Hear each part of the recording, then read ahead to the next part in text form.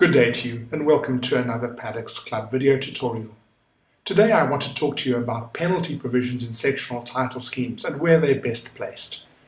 During the course of a recent investigation into fining provisions, I came across Professor Graham Paddock's view expressed at 9.1, 3, 6 in his text sectional titles that an amendment of a scheme's rules to include financial sanctions should be done in the management rules as opposed to the conduct rules. He suggests that such a rule is best made by the developer.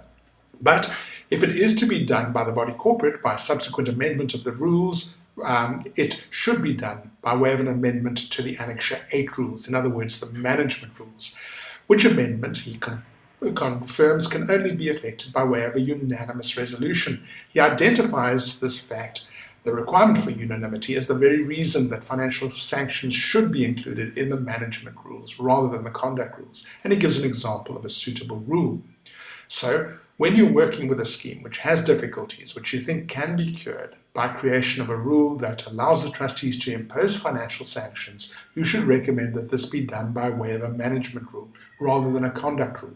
Of course, the trustees may, in considering this, say to you, but look, there are owners who fear that this rule will be used against them.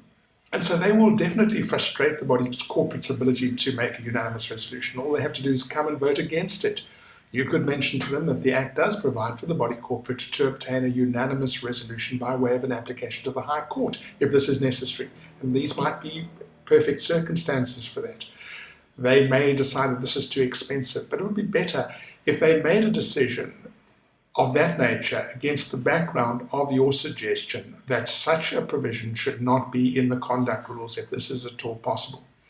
That raises the question, will a penalty rule be unenforceable if it is in the conduct rules? Probably not, particularly if the amounts are reasonable and due process has been followed.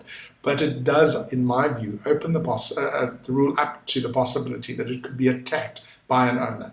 So my suggestion is that if the trustees decide to initiate a process to make a rule, you should suggest the amendment of the conduct rules is not the best way.